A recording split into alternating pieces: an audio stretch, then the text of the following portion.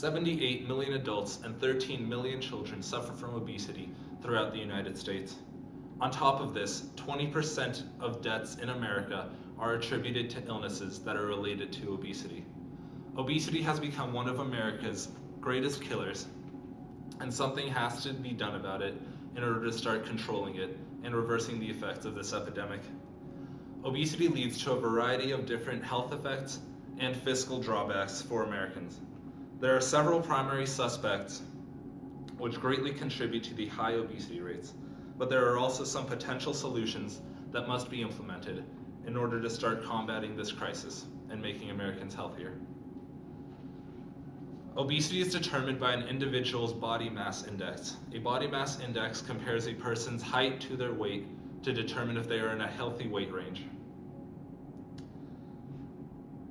For an individual whose body mass index is over 30, they are considered to be obese. According to the American Heart Association, 1 out of every 3 Americans are obese, and another 1 out of 3 Americans are considered to be overweight. Some of the risks to an individual's health with obesity includes high blood pressure, type 2 diabetes, heart disease, stroke, and others.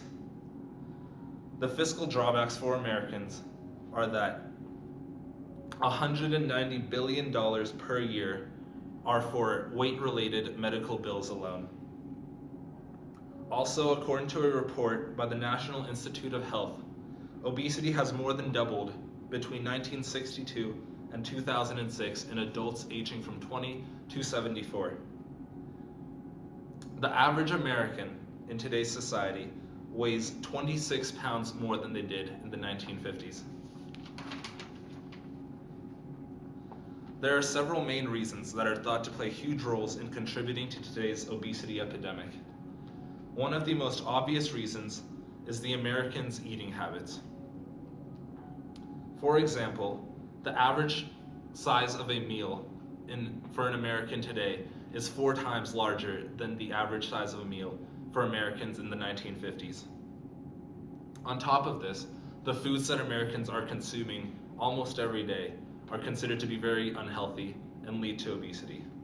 These foods include red meats, unhealthy fats, and very sugary drinks. On top of this, Americans are consuming less and less healthy foods. Foods such as vegetables, whole grains, and nuts. Americans are purchasing much less of these and consuming less of these in their everyday lives, and this is hugely contributing to why they're becoming obese. There are also many sociological effects that seem to be contributing to this epidemic. For example, fast food chains offer large amounts of food that many Americans find very appetizing for very affordable costs, and these make these foods to be very appealing to Americans who want to buy these over and over again. These foods are very unhealthy, but because they are so affordable, Americans keep buying them and keep consuming them, and this is a huge factor. People are also getting less physically active at work and at home. At work, jobs in today's society are less physically demanding than they were years ago. Also at home, people are exposed to much more screen time and simply sitting around. This lack of exercise and lack of physical activity also contributes to the obesity crisis. Another reason is that stress among many people in our society is much higher than it was in the past. Increased stress leads to people wanting to eat more, and this in turn leads to increased obesity. One more sociological issue that contributes to obesity is something called nutritional programming. Nutritional programming is when a child's parents are obese and they therefore program the child into knowing a lifestyle in which they eat a lot of unhealthy food and practice very unhealthy lifestyles, which contribute to them becoming obese in their futures. In general, a good solution to combat obesity would be for the government to get more involved and to start addressing some of the sociological issues that are associated with increasing rates of obesity. However, this is not much of a priority for the government, and while there are some programs that aim to help people with obesity and reduce obesity in our society, it must really come down to the individuals themselves that are suffering to do something about it, to get on a diet, and to start losing weight. Once enough people start doing this, the obesity rate will start to decrease in America. However, this is a lot easier said than done, as diets can be extremely challenging to stay on and to stay consistent with until people are at a healthy weight. This is because of something known as the reward system that our bodies are programmed to know. The reward system rewards an individual for when they eat food that they like or when they become full. However, when someone is obese, it is easy for them to stop knowing when they are full and to want to eat more food. On top of this, simply thinking about eating food or smelling good food makes them hungry again because they crave that reward that they receive upon eating food. Also, when an individual is already obese and tries to go on a diet, their appetite is extremely increased and their satiety levels are decreased.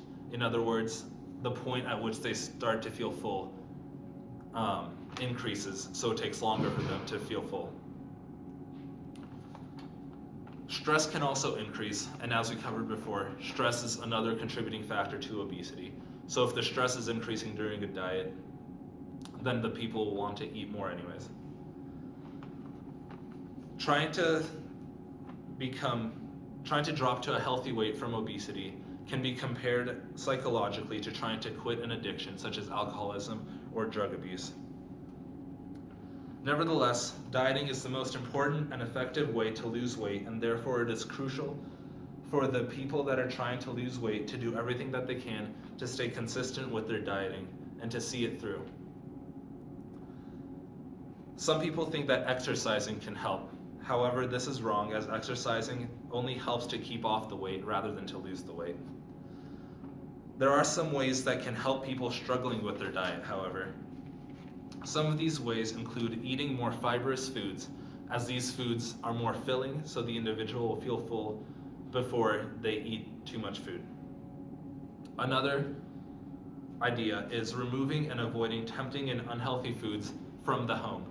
This will stop temptations from taking over, and it will stop the individuals from consuming too much unhealthy food when they are trying not to. Another idea is using something like a food diary in which individuals record what they should be eating, and then they can use this diary to stay on track throughout their day. One more important aspect is to learn to distract oneself from the thought of eating. While on a diet, it is very easy to get caught up in the idea of what you're going to eat next, or food in general, and this in turn leads people to try to eat more food before they should. So to combat this, people have to learn how to distract themselves by picking up things like hobbies or just practicing to resist the temptations of food throughout their day. Parents, and specifically obese parents, can also play a big role in reducing obesity of the future generations.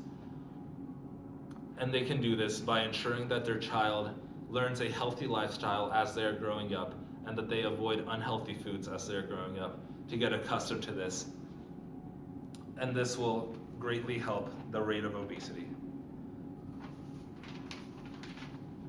Unfortunately, diabetes is currently impacting 78 million adults and 13 million children throughout the United States. On top of this, 20% of deaths in the United States every year are attributed to illnesses that are related to obesity. Because it is such a huge problem in our society, it is crucial that something is done about it in order to start fighting this problem. We covered that obesity leads to a variety of different health and physical drawbacks for Americans. We identified several primary suspects which greatly contribute to the high rates of obesity in today's society. And finally, we discussed some potential solutions that must be implemented in order to help fight this epidemic. I hope that everyone now knows a little bit more about the obesity epidemic in America and will hopefully be more aware of the causes and risks of obesity, or have some ideas about how to live healthier lifestyles if they are already obese and want to come to a healthy weight.